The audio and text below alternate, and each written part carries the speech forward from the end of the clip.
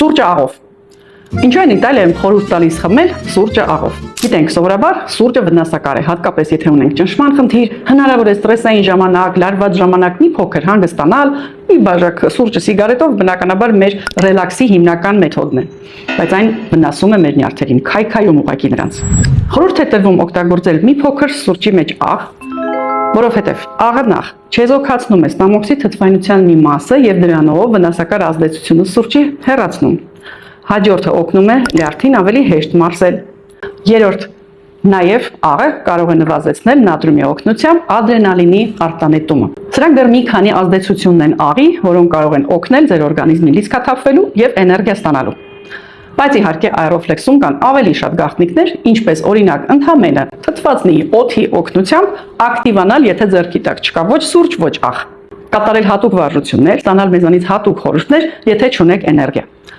Գրում եք էներգիա բառը եւ մենք ձեզ ուղարկում ենք հատուկ ծրագիր, ինչպես ակտիվանալ նույնիսկ առանց սուրճի։